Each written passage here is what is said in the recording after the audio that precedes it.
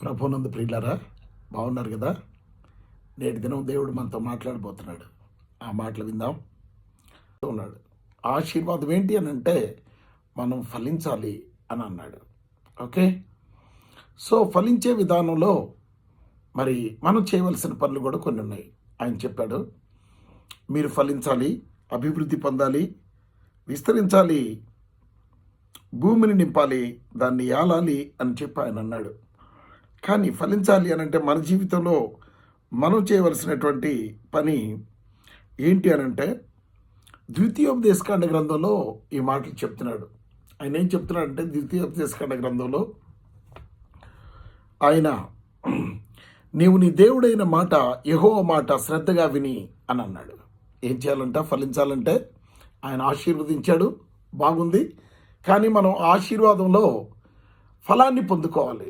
అంటే మనం భూమి మీద జీవించే జీవితంలో మనం ఫలించాలి, సఫలీకృతులం కావాలి.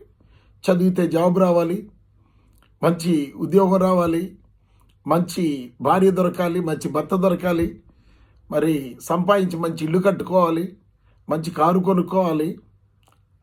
ఈ శరీరంలో ఉన్నటువంటి జబ్బులు ఏమీ ఉండకుండా సంపూర్ణ ఆరోగ్యంతో ఉండాలి. ఈ విధంగా ఆరోగ్య విషయంలో ఫలించడం, మరి గృహం విషయంలో ఫలించడం, సమృద్ధి విషయంలో ఫలించడం, ఇవన్నీ కూడా దేవుడు మనకి ఇక్కడ చెప్తున్నాడు. నీవు నీ దేవుడైన యెహోవా మాట శ్రద్ధగా విని నేడు నేను నీకు ఆజ్ఞాపించుచున్న ఆయన ఆజ్ఞలన్నిటినీ అనుసరించి నడుచుకొని ఎడలా నీ దేవుడైన యెహోవా భూమి మీదనున్న సమస్త జన్మల కంటే నిన్ను హెచ్చించును అన్నాడు. అవునా? చాలా అద్భుతం. నువ్వు కూడా గొప్పోడు కావాలి, హెచ్చించబడాలని నీకు ఆశ, నాకు ఆశ. కానీ బైబిల్ ఏం చెప్తుంది అని అంటే ఆ ఆశను తీర్చుకోవాలి అని అంటే మనం చేయవలసిన పని ఏంటంట? ఆయన మాట శ్రద్ధగా వినాలంట. శ్రద్ధ చూపించాలి ఆయన చెప్పే మాటలకి. శ్రద్ధ చూపించి ఆయన చెప్పే మాట ప్రకారం మనం జీవించడానికి మనం ఇష్టపడి ఆ మాట ప్రకారం మనం నడుచుకోవాలి. ఆయన ఏం చెప్పాడో అది మనం చేయాలన్నమాట. ఎప్పుడైతే మనం అది చేస్తామో అప్పుడు దేవుడు ఏం చేస్తాడు? మనల్ని భూమి మీద ఎవరున్నా గొప్పోళ్ళు, వాళ్ళకంటే గొప్పోళ్ళుగా మనల్ని సమస్త జన్మల కంటే నిన్ను గొప్ప చేసేదను అని ఆయన వాగ్దానం చేశాడు. ఈ వాగ్దానం మరి క్రైస్తవ జీవితాల్లో నెరవేరాలి. ఎందుకంటే అది దేవుడిచ్చిన వాగ్దానం, దేవుడు ఆశీర్వదించిన వాగ్దానం. అది దేవుడు తన బిడ్డలు గొప్పోళ్ళుగా ఉండాలని చెప్పినటువంటి మాట. అయితే బైబిల్ చెప్తుంది, భూమి ఆకాశములు గతించిపోయినా గతించిపోవచ్చును కానీ నా మాట గతించదు. ఆ మాట నిలిచి ఉంటుంది. ఆ నిలిచి ఉన్న మాట ప్రకారం ఎవరు చేస్తారో వారిని నిజముగా సమస్త జన్మల కంటే ఏం చేస్తంట? నిన్ను హెచ్చించును అని అన్నాడు. సో సమస్త జనాల కంటే, భూమి మీద ఉన్న అందరికంటే నువ్వు ఎలాన్ మస్క్ కంటే ఇంకా ఎవరెవరు ఉన్నారో వాళ్ళందరికంటే నువ్వు గొప్పగా హెచ్చించబడాలి అని అంటే ఏం చేయాలి అని అంటే ఒకటే చేయాలి. దేవుడైనటువంటి యెహోవా మాట లేక తండ్రి అయిన దేవుని మాట శ్రద్ధగా వినాలి, శ్రద్ధ చూయించాలి. దేవుని సన్నిధి అంటే శ్రద్ధ చూయించాలి. ఆదివారం ఆరాధన అంటే శ్రద్ధ చూయించాలి. దైవజనుడు చెప్పే నోటి మాటలో నుంచి వచ్చే ప్రతి మాట మీద శ్రద్ధ చూయించాలి. దాని ప్రకారంగా మనం జీవించాలి. అలాగే నీ దేవుడైన యెహోవా మాట వినిన ఎడలా అని అంటా ఉన్నాడు. ఒకవేళ వింటే, వినకపోతే అది నీ కర్మ, నిన్నెవరూ చేయలేరు. వినకపోతే నువ్వు నీ దరిద్రంలోనే ఉంటావు, నువ్వు నీ జబ్బులోనే ఉంటావు, నువ్వు నీ బాధలోనే ఉంటావు, నీకున్నటువంటి ఆ కష్టాల్లో కన్నీటిలోనే నీ బ్రతుకు అంతం అయిపోతుంది అన్నమాట. కానీ ప్రియ దేవుని బిడ్డలారా గమనించండి, ఇక్కడ చెప్తున్నాడు, నువ్వు వింటే, నీవు నీ దేవుడైన యెహోవా మాట వినిన ఎడల ఈ దీవెనలన్నీ నీ మీదకి వచ్చి నీకు ప్రాప్తించును అని అంటా ఉన్నాడు. ఏమొస్తాయంట? దీవెనలు వస్తాయంట. దీవెన అంటే ఏంటి? దేవుడు దీవించింది. ఏమేమి దీవించాడు? మీరు ఫలించండి,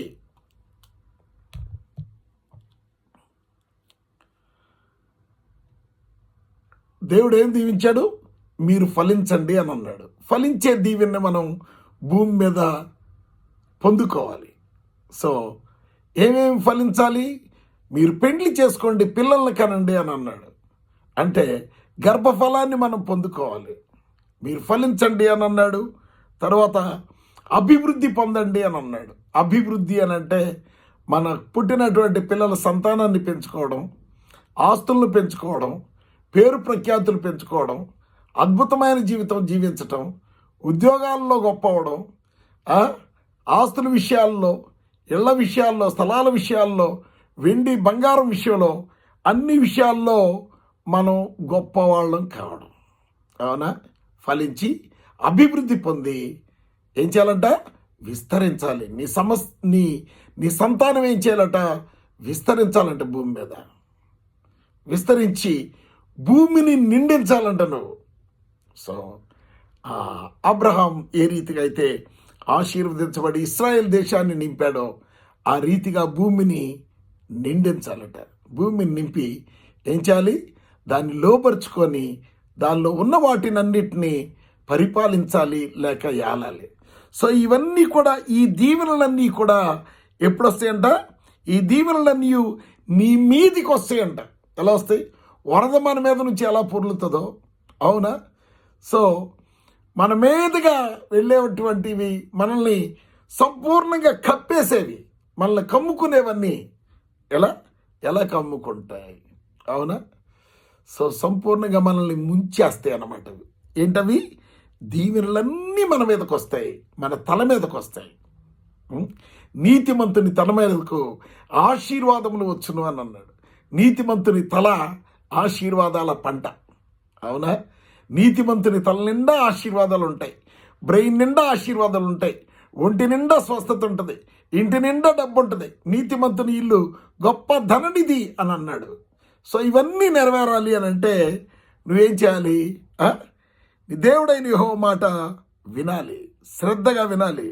వినిన ఈ దీవెనలన్నీ నీ మీదకి వస్తాయి, వచ్చి నీకు ప్రాప్తిస్తాయి. అటంతటా జరిగిపోతాయి అంట, అవునా?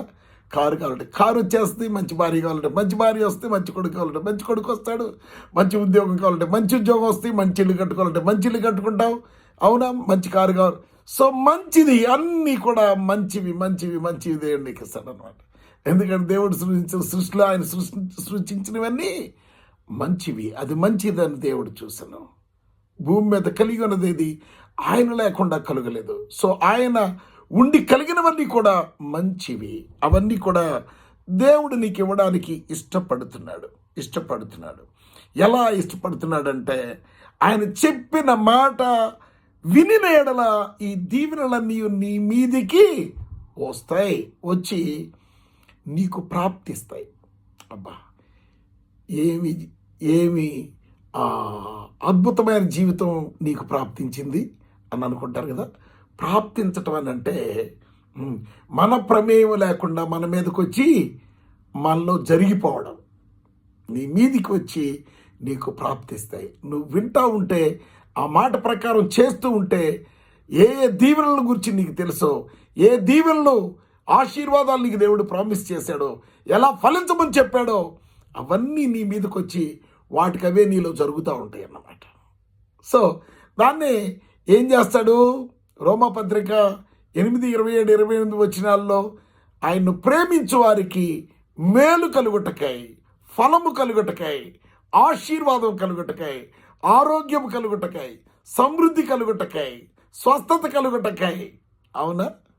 ఇవన్నీ ఆయన నిన్నెంతగా ప్రేమించాడనంటే, ఇవన్నీ నీకు ఇవ్వాలని, నిన్ను ఫలభరితం చేయాలని శిలువలో నీ శాపాన్ని ఆయన అనుభవించాడు కదా. నీ కొరకు ఆయన ముండ్ల కిరీటం కొట్టబడి తలన ఆయన నువ్వు చేసినటువంటి అపవిత్రపు ఆలోచనలకి వెల చెల్లించి శిక్ష అనుభవించాడు. నీ హృదయంతో చేసినటువంటి పాపానికి ఆయన హృదయంలో డొక్కలో ఆయన బాకు గుచ్చిపించుకున్నాడు. ఆయన డొక్కలో బాకు గుచ్చారు. నువ్వు చేతులతో చేసినటువంటి పాపానికి ఆయన చేతుల్లో మేకు కొట్టారు, అవునా? And he got the punishment on behalf of you. నీవు పొందవలసిన శిక్ష ఆయన అవయవాల మీద పొందుకున్నాడు. ఎందుకో తెలుసా? ఆ శిక్ష నీ మీద పడకూడదని, ఆ విపత్తు నీకు కలగకూడదని, ఆ దరిద్రం నీకు రాకూడదని, ఆ పరిస్థితి నీకు రాకూడదని, దేవుడు నీకు ఉద్దేశించిన మేలు మాత్రమే నీకు జరగాలని నీ శాపాన్ని శిలువ మ్రాను మీద యేసు ప్రభు మోసుకుంటూ వెళ్ళాడు. అవునా? సో ఆయన ఊరికే నీకు ఆశీర్వాదం ఇవ్వడం లేదు, ఆయన ప్రాణాన్ని పెట్టి నీకు ఆశీర్వాదం ఇస్తున్నాడు. ఆయన దెబ్బలు కొట్టించుకొని నీకు ఆశీర్వాదం ఇస్తూ ఉన్నాడు. ఆయన ఏం చేశాడు? ఆయన వీపు నాగేట్ సాళ్ళ వల్ల దున్నబడే విధంగా చేసుకొని నీకు ఆశీర్వాదాన్ని ఇచ్చాడు. ఆశీర్వాదం ఊరకనే రాలేదు. 12 అంగుళాల ఒక మేకు చీల చేతుల్లో కొట్టించుకుంటే నీ చేత్తో చేసేటువంటివన్నీ ఫలిస్తున్నాయి. అతడు చేయనదంతయు సఫలమగును. ఆయన మాట ప్రకారం జీవిస్తూ యెహోవా ధర్మశాస్త్రమునందు ఆనందించు దీవారాత్రము నువ్వు దాన్ని ధ్యానిస్తే నువ్వు ధన్యుడివి. నీవు తన కాలమందు ఫలమిచ్చే చెట్టు అనే ఉంటావు. అవునా? నువ్వు చేసిన పని వృధా కాదు, నువ్వు చేసే జాబు వృధా కాదు, నువ్వు చదివిన చదువు వృధా కాదు, నీవు జీవించే జీవితం వృధా కాదు. నువ్వు సకాలమందు ఫలించడానికి దేవుడు వాటిని నీకు ఇచ్చాడు. కాబట్టి వాటి నువ్వు చదువైతే చక్కగా చదువుకో, ఉద్యోగాన్ని నీకు ఇస్తాడు. మంచిగా జీవించు, మంచి భార్యని ఇస్తాడు. అబ్రహామును ఆశీర్వదించిన దేవుడు నిన్ను ఆశీర్వదిస్తాడు. వెండి బంగారములతో నిన్ను ఆశీర్వదిస్తాడు. అధికమైనటువంటి పని వాళ్ళతో ఆశీర్వదిస్తాడు, పశువులతో ఆశీర్వదిస్తాడు, ఉద్యోగంతో ఆశీర్వదిస్తాడు. ఇప్పుడున్న ప్రజెంట్ ఈ ఏరాలో ఇప్పుడున్నటువంటి ఈ భూలోక జీవితంలో ఉన్నటువంటి అద్భుతమైన జీవితాన్ని నువ్వు జీవించడానికి దేవుడు ప్రామిస్ చేశాడు. అవునా? తన కుమారుని నీ కోసం బలిగా అర్పించాడు శిలువలో. నువ్వు పాపివని తెలిసి నీ పాపానికి శిక్ష రాకుండా తన కుమారుని మీద ఆ శిక్షను మోపాడు. అవునా? ఆయన కాళ్ళల్లో చీలమేకు కొట్టబడింది. ఎందుకో తెలుసా? నువ్వు నడిచి చేసిన పాపానికి, నీ కళ్ళతో చేసిన పాపానికి ఆయన కళ్ళకు గంతలు కట్టబడ్డాయి. అవునా? ఆయన వీపు నాగేటి సాళ్ళ వలె దున్నబడింది. ఎందుకో తెలుసా? నువ్వు పడుకొని ఎక్కడెక్కడ పాపం చేశావో, ఎక్కడెక్కడ వ్యభిచరించావో, ఎక్కడెక్కడ అపవిత్రమైన కార్యాలు చేశావో నీ పడక చెడిపోయింది. నువ్వు వ్యభిచారిగా, తిరుగుబోతుగా, తాగిబోతుగా ఎలా జీవించావో వాటికి ఆయన వీపంతా నాగేటి సాళ్ల వల్ల దున్నబడే విధంగా కొట్టబడ్డాడు. అవునా? ఆయన నీ కొరకు మొత్తబడ్డాడు. మొత్తడం అంటే ఏంటి తెలుసా? హేరోదుని దూత మొత్తినప్పుడు ఆయన ముక్కులో నుంచి ఏం పడ్డాయి? పురుగులు పడి ఆయన చచ్చిపోయాడు కదా. మొత్తబడ్డం అంటే it is a curse, it's a punishment. అలా ఆయన నీ కొరకు మొత్తబడ్డాడు. నువ్వు చేసిన పాపానికి, నేను చేసిన పాపానికి మనం మొత్తబడాలి. మనము అనారోగ్యం పాలు కావాలి, మనం జబ్బుల పాలు కావాలి, మనం అప్పుల పాలు కావాలి. అయితే మన అప్పుని, మన జబ్బుని ఆయన తీసుకొని నీకు ఆ జబ్బు నుంచి విడుదల ఇచ్చాడు. ఆయన పొందిన దెబ్బల చేత మనకు స్వస్థత కలుగుచున్నది. ఆయన దెబ్బల్లో మనకు స్వస్థత దాచి ఉంచాడు. ప్రభువా, నేను పాపిని, ఎదుగో నా పాపం వలన నాకు కలిగినటువంటి గాయములు దుర్వాసన గలవై అవి స్రవిస్తూ ఉన్నాయి, దుర్వాసన కొడుతున్నాయి అని దావీదు మహారాజు చెప్తాడు కదా. పాపం వలన నువ్వు జీవించే జీవితం దుర్భరమైన జీవితం అయితే నీకు అందమైన జీవితాన్ని ఇవ్వడం కొరకు తండ్రి అయిన దేవుడు తన కుమారుని, అందమైన కుమారుని నీ కొరకు పంపించాడు. ఆయన యవ్వన కాలంలో నీ కొరకు ప్రాణం పెట్టాడు శిలువలో. ఈ sacrifice himself for your wonderful life. నువ్వు అద్భుతంగా జీవించాలని ఆయన నీ కొరకు బలియాగమైపోయాడు. నీ అవమానాన్ని, నువ్వు లోకంలో జీవించినటువంటి జీవితంలో నువ్వు పొందే అవమానాన్ని ఆయన శిలువలో అనుభవించాడు. నువ్వు ఇక మీదట ఆయన్ని నమ్మితే నువ్వు అవమానింపబడకుండా ఉండాలని ఆయన్ని నమ్మిన నీ జీవితంలో ఇంక ఎన్నటికీ శాపం పరిచేయకూడదని ఆయన శాపపు మ్రాను ఆయన భుజాను వేసుకొని మోసుకుంటూ వెళ్ళిపోయి ఆ శాపపు మ్రాను పైన ఆయన శిలువ వేయబడి రక్తాన్ని చిందించి ఆ రక్తధారలు నీ శాపానికి వెలగా చెల్లించాడు. కాబట్టి నువ్వు ఆశీర్వాదానికి వారసుడు. కాబట్టి ప్రభువా నేను పాపినయ్యా అని నువ్వు చెప్పగలగాలి. ఎందుకో తెలుసా, నీ కొరకు ఆయన ప్రాణం పెట్టాడు.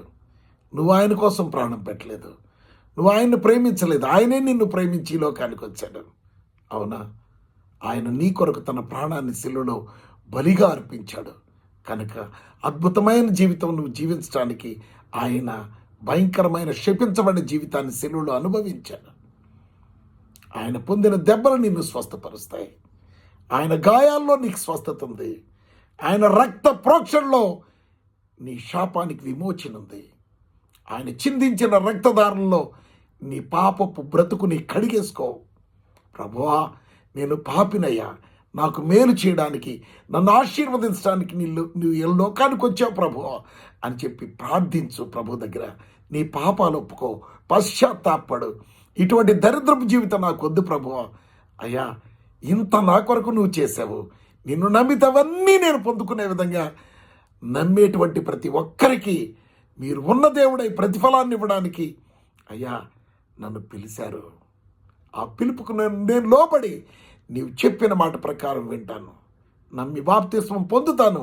పొంది ఆ రక్షణలో నువ్విచ్చేటువంటి అద్భుతమైన జీవితాన్ని నేను అనుభవిస్తాను.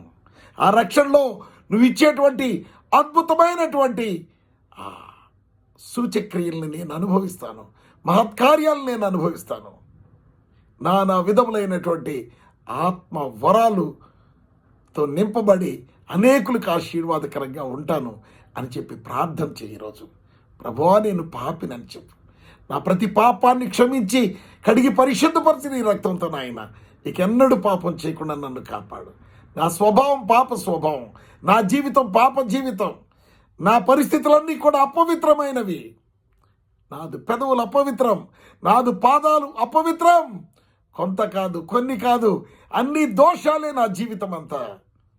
ప్రభువుకి నిన్ను సమర్పించుకో. ఈ రోజున ఆయన నీ కొరకు సిద్ధపరిచినటువంటి అదిగో ఆ ఆశీర్వాదాన్ని, ఆ ఫలాన్ని నువ్వు అనుభవించాలి.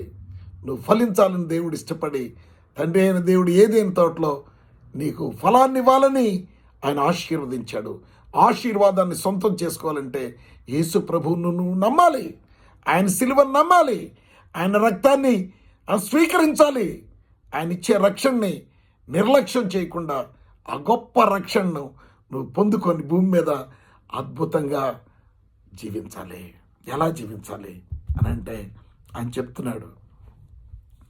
ఆయన ఏం చెప్తున్నాడు చూడండి, ఎలా జీవించాలో ఆయన చెప్తున్నాడు. ఆయన మాట శ్రద్ధగా వినాలి. విని ఎడల ఈ దీవెనలన్నీ నీ మీదికి వచ్చి నీకు ప్రాప్తిస్తాయి. ఎలా? రోమా 8:27-28 వచనాలు. ఆయన మాట విని ఆయన మాట ప్రకారం నువ్వు జీవిస్తే నీకు మేళ్ళు చేస్తాడంట. మేలు చేస్తాడు. ఎన్ని మేళ్ళు కావాలో నీ జీవితంలో, నీ బ్రతుకు చివరి రోజు వరకు ఎన్ని మేళ్ళు నీకు అవసరమో అన్ని మేలు చేస్తాడు. ఆయన కలిగిన వారికి ఏ మేలు కొదువై ఉండదు. సింహపు పిల్లలు ఆకలి గొడ్డయేమో కానీ నన్ను నమ్మిన బిడ్డలు ఆకలి కొనరు. ఎందుకంటే వాళ్ళని పచ్చిక గల చోట్ల నేను మేపుతాను.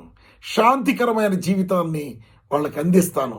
ఆ జలాలు శాంతికరమైన వాక్యాన్ని వారికి అందించి ఆ వాక్య మధురమైనటువంటి జీవితాన్ని వారు ఆస్వాదించేటట్టు చేస్తాను.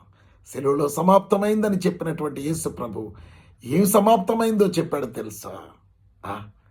నీ జీవితానికి ఏమేమి చేయాలో, నీ పాపానికి ఏమేమి శిక్ష అనుభవించాలో అవన్నీ అనుభవించి నువ్వు ఫలించటానికి, నువ్వు ఆశీర్వాదాన్ని అనుభవించడానికి ఏమేమి చేయాలో అవన్నీ చేసి ప్రాణం పెట్టాడు.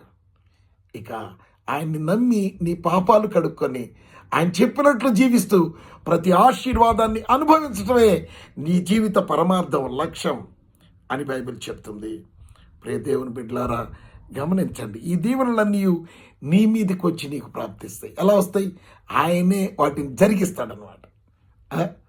ఏం చేస్తాడు? ఆయన చిత్త ప్రకారం జరిగించే వాళ్ళకు మేలు కలుగుటకై సమస్తాన్ని ఆయన సమకూరుస్తాడు, నువ్వు కాదు. It is not your part to collect all your needs. నీ నీడ్స్ కోసం దేవుణ్ణి నమ్మి నువ్వు బజార్లో ఎమ్మిడి తిరిగి, ఆళ్ళెమ్మిడి తిరిగి, ఏళ్ళెమ్మిడి తిరిగి సంపాదించాల్సిన అవసరం లేదు. రైట్ వేలో ఆయన నీకు ఇచ్చిన దాన్ని చేసుకో, అద్భుతంగా జీవిస్తావు. అవునా? నీకు ఇచ్చిన ఉద్యోగాన్ని తీసుకో. నువ్వు శ్రమపడి బాధపడి కష్టపడాల్సిన పని లేదు. నరుడు కష్టపడడం ద్వారా దేవుని ఆశీర్వాదం పొందుకోడు. ఆయన ఎలా ఇస్తాడు? నీకు ప్రాప్తించేటట్టు చేస్తాడు. They will come and attach your life. నీ మీదకి వచ్చేసి అవి జరిగిపోతూ ఉంటాయి నీలో. హల్లెలూయా. అవునా? నీ దగ్గరికి వచ్చి అవే వాటికంతట జరిగిపోతూ ఉంటాయి. ఆరోగ్యం నీలోకి వచ్చేస్తుంది, అనారోగ్యం బయటకు వెళ్ళిపోద్ది, సమృద్ధి వచ్చేస్తుంది, ఎలా వస్తుందో తెలియదు, పనులు వచ్చేస్తాయి, పని కోసం నువ్వు వెయిట్ చేయాల్సిన పని, ఉద్యోగం వచ్చేస్తుంది, బిజినెస్లో అనేక మంది వస్తారు.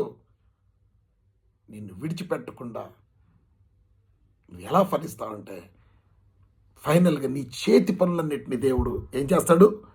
ఫలింపచేస్తాడు. నువ్వు చేయనిదంతయు సఫలమగును అని అంటాడు కదా. ఇవన్నీ ఏంటి? భూమి మీద మనం అద్భుతంగా ఉండాలని దేవుడు ఆశీర్వదించినటువంటి ఫలాలు. అంటే ఇవన్నీ కూడా శరీర సంబంధమైన ఫలాలు. మనం బ్రతికి పుట్టిన దగ్గర నుంచి మన ఉద్దేశం అంతా ఈ ఫలాల మీదే ఉంటుంది. శరీర సంబంధమైన ఫలాలు, శరీరానికి సంబంధించినవి, శరీరాన్ని పోషించేవి, శరీరాన్ని సంతోషపెట్టేవి, శరీరాన్ని ఉల్లాసంగా ఉత్సాహంగా ఉంచేవి, శరీరాన్ని ఆరోగ్యంగా ఉంచేవి, శరీరానికి దరిద్రం రాకుండా చేసేవి, శరీరాన్ని ఏసీలో ఉంచేవి, శరీరాన్ని ఏసీ కారులో ఉంచేవి, రకరకాల ఇవన్నీ శరీర సంబంధమైనవి. అవునా? కాబట్టి ఇక్కడ ఫలాలు 2 రకాలు ఉన్నాయి. There are 2 types of fruits. ఫలాలు 2 ఉన్నాయి. ఒకటి శరీర సంబంధమైన ఫలాలు, వాటి కొరకే మనం ప్రభువుని నమ్ముతాం, వాటి కొరకే మనం ప్రార్థన చేస్తాం, వాటి కొరకే మనం జీవిస్తాం. కానీ వాటిని ఇవ్వడానికి ఆయన ఒక కండిషన్ పెట్టాడు. ఆ కండిషన్ ఏంటి? ఆయన మాట శ్రద్ధగా విని ఆ మాట ప్రకారం చేయాలి. రెండవది ఏం చేయాలి అని అంటే, మొదట ఆయన నీతిని, రాజ్యాన్ని వెదకాలి అని అంటే ఆయనకి అతి సమీపంగా ఆయన మాటలు విని చెప్పినట్టుగా చేసుకుంటూ వెళ్ళాలన్నమాట. అప్పుడు ఏం జరుగుతుందో తెలుసా? ఆయన రాజ్యాన్ని, నీతిని వెతికితే నీకు ఏమేమి కావాలన్నీ తెలుసు అంట. టైం టేబుల్ అంతా ఆయనకి తెలుసు. పుట్టిన రోజు నుంచి నువ్వు చనిపోయే రోజు వరకు భూమి మీద నీకేమేమి వెసులుబాట్లు కావాలో, ఏ ఆశీర్వాదం కావాలో, ఏ ఉద్యోగం కావాలో, ఏ భార్య కావాలో, భర్త కావాలో, ఆరోగ్యం కావాలో, ఏది కావాలో అవన్నీ ఆయనకి తెలుసంట. వాటిని ఇస్తాను అని అన్నాడు. ఏంటి? నీ శరీర సంబంధమైన పోషణకి ఏమేమి కావాలో, నువ్వు అద్భుతంగా జీవించడానికి ఏమేమి నీకు అవసరమో వాటన్నిటిని నేను ఇస్తాను, నాకు తెలుసు అవి. అవునా? ఇప్పుడు మీ బిడ్డలు ఉన్నారు, చిన్న బిడ్డలు, వాళ్ళు చిన్న బిడ్డలు 5 సంవత్సరాల పిల్లలు, మనం స్కూల్కి పంపిస్తూ ఉంటాం, ప్రీ స్కూల్కి. ఏంటి కిండర్ గార్డెన్, ఇంకా దేనికి పంపిస్తాము? ఎల్కేజీ, యూకేజీ, తర్వాత 1వ తరగతి, 2వ తరగతి ఇలా పంపిస్తాం. స్కూల్కి పంపించేటప్పుడు వాడే అన్నీ వండుకొని, అన్నం కూర వండుకొని బాక్స్లో పెట్టుకొని బస్సు ఎక్కిపోతాడా? No no no no no. ఏం చేస్తావు? వాడికి స్నానం చేస్తావు, వాడికి పౌడర్ పోస్తావు, వాడిని సిద్ధపరుస్తావు, వాడికి బట్టలు వేస్తావు, వాడికి పౌడర్ పోస్తావు, అన్నీ పూసి వాడిని రెడీ చేసి, వాడికి మంచి బట్టలు వేసి, టై కట్టి, షూ వేసి, వాడికి బాక్స్ వండి పెట్టి, అన్నం కూర నువ్వే వండి పెట్టి, వాడికి తినిపించి, వాడిని బైక్ మీదో లేకపోతే బస్సులోనూ తీసుకెళ్ళి దించొస్తావు. నీ కొడుక్కి ఏం కావాలో అది చదవడానికి నీకు తెలుసు కాబట్టి అవన్నీ వాడు చేయకుండా నువ్వే చేస్తావు, నీ కూతురు చేయకుండా నువ్వే అవన్నీ చేస్తావు. అలాగే తల్లిదండ్రులు, భూలోక సంబంధమైన తల్లిదండ్రులే ఇలా చేస్తే పరలోకమందున్న తండ్రిని అంతకంటే గొప్పగా చేస్తాను కదా, మంచి ఈవుల్ని ఇస్తాను కదా అని ఆయన అంటా ఉన్నాడు. ఆయన్ని నమ్మాలి, మనం ఆయన్ని నమ్మాలి. భూమి మీద నిన్ను బాగా చూసుకొని ఆయన పరలోకానికి నిన్ను సిద్ధపరచాలనుకుంటున్నాడు. నిన్ను కష్టపెట్టి, జబ్బులతో చంపి, అప్పులతో బాధ పెట్టి పరలోకం తీసుకెళ్లాలని కాదు ఆయన ఉద్దేశం. అలాగైతే అబ్రహాం ధనవంతుడిగా ఉండేవాడా? యోబు ధనవంతుడిగా ఉండేవాడా? యాకోబు ధనవంతుడిగా ఉండేవాడా? ఇస్సాకు ధనవంతుడిగా ఉండేవాడా? వీళ్ళందరూ ధనవంతులే కదా. వాళ్ళకి ఎందుకు ఆ ధనం ఉంది? వాళ్ళు దేవుని బిడ్డలు నీచంగా పరలోకానికి వెళ్ళాల్సిన అవసరం లేదు. భూమి మీద గొప్పోళ్ళుగా ఉండి పరలోకానికి వెళ్ళాలి. ఆయన మహిమ ప్రకాశాన్ని ఇక్కడ అనుభవించి ఆ మహిమను ఆయన సన్నిధికి తీసుకువెళ్ళాలి. అటువంటి జీవితం మనం భూమి మీద జీవించాలి అని ప్రభు కోరుకుంటున్నాడు. ప్రియ దేవుని బిడ్డలారా, గమనించండి. అవునా? ఆయన ఏమంటా ఉన్నాడు? ఇవన్నీ కావాలని నన్ను నమ్మని వాళ్ళు లోకస్తులు వీటి కోసం ప్రయాసపడతారు. మీరు కూడా ప్రార్థనకు వచ్చి లోకస్తులాగే ప్రయాసపడి వాటి కోసం కష్టపడి వాటి కోసం ఎత్తుక్కొని ఇదంతా ఎందుకు? నన్ను నమ్మేరన్నది, నా మాట ప్రకారం జీవించావన్నది మీరు కానీ చేస్తే నాకు తెలుసు మీ లిస్ట్ అంతా పుట్టిన దగ్గర నుంచి చనిపోబోయేలోపు మీకేమేమి అవసరమో నాకు తెలుసు. మీ అవసరానికి కావలసినవన్నీ కూడా నేను ముందుగానే సిద్ధపరిచి ఉంచాను. అవన్నీ కూడా వాటి సమయాల్లో అవి జరుగుతాయి. ఎందుకంటే దావీదు మహారాజు అంటున్నాడు, నా కాలగతులు నీ వశములో ఉన్నవని అంటాడు. అంటే ఏ సమయంలో దావీదు రాజు ఎలా ఉండాలో అలా చేశాడు దేవుడు. అవునా? నీకు నాకు కూడా ఏ సమయాల్లో ఎలా చేయాలో ఆయన ఇష్టపడుతున్నాడు. ఏమంటున్నాడు ఇక్కడ 3వ వచనం, నీవు పట్టణములో దీవించబడదు, you blessed in the town city. అవునా?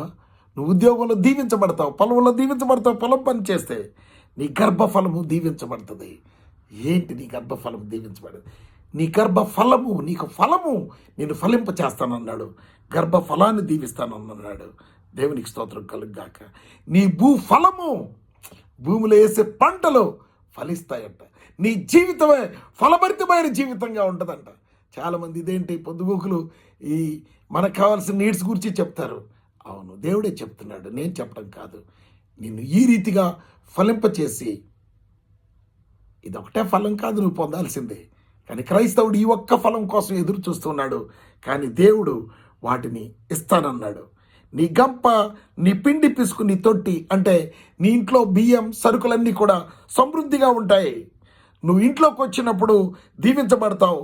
ఇంట్లో నుంచి బయటికి వెళ్ళేటప్పుడు కూడా దీవించబడతావు. ఇంట్లోకి డబ్బులతో వస్తావు, బయటికి వెళ్ళేటప్పుడు హానర్తో వెళతావు. సూపర్.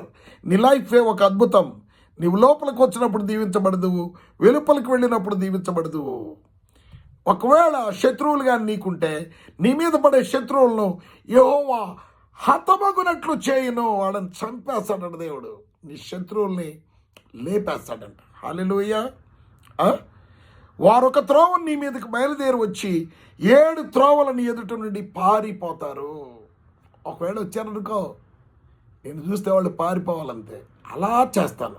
నీ పట్ల నా ప్రొటెక్షన్ భూమి మీద అలా ఉంటుంది, అలా ఉంటుంది. 7 త్రోవల వాళ్ళు పారిపోతారు. 8వ వచనం, నీ కొట్లలోను నీవు చేయి ప్రయత్నములన్నిట్లోనూ నీకు దీవెన కలుగునట్లు యెహోవా ఆజ్ఞాపించును అని అన్నాడు. దీవెనని ఆజ్ఞాపిస్తాడు. He will enforce the blessing on your life for family. అవి నీకు ఆటోమేటిక్గా వచ్చి అటాచ్ అయిపోతూ ఉంటాయి. జీవితం అంటే ప్రభువుని కలిగింది జీవితం, వాక్యానుసారమైన జీవితం జీవిస్తే ఇటువంటి అద్భుతమైన జీవితాన్ని నువ్వు జీవిస్తావు. సో అదేదో రోడ్ల మీట తిరిగి వాడిని ఏరుకున్నట్టు, వాడిని అడుక్కున్నట్టు నువ్వు అడుక్కోవడానికి కాదు. ఆయన నీకు ఇవ్వడానికి నిన్ను పిలుచుకున్నాడు. ఆయన ప్రాణం పెట్టింది నిన్ను అద్భుతంగా ఈ భూమి మీద ఉంచడానికి, భూమి మీద అద్భుతంగా ఉంచి అబ్రహాంలాగా తీసుకెళ్ళడానికి, మోషేలాగా తీసుకెళ్ళడానికి, ఇస్సాకు యాకోబులాగా పరలోకం తీసుకెళ్ళడానికి నిన్ను చేసుకుంటావు. నువ్వేంటి ఇక్కడ అడుగు తినేవాడికి లాగా బిహేవ్ చేస్తావు? This is not your life. ఆయన ఏమంటున్నాడంటే, నీ కొట్లలోను నువ్వు చేయ ప్రయత్నములన్నింటిలోనూ నీకు దీవెన కలుగునట్లు యెహోవా ఆజ్ఞాపించును. నీ దేవుడైన యెహోవా నీకిచ్చిన దేశంలో, ఇచ్చుచున్న దేశంలో ఆయన నిన్ను ఆశీర్వదించును. నువ్వున్న ఇంట్లో నిన్ను ఆశీర్వదిస్తాడు, నువ్వున్న గ్రామంలో నిన్ను ఆశీర్వదిస్తాడు. And you will be wonderful. నువ్వు అద్భుతంగా ఉంటావు. మరి రెండోది ఏంటి?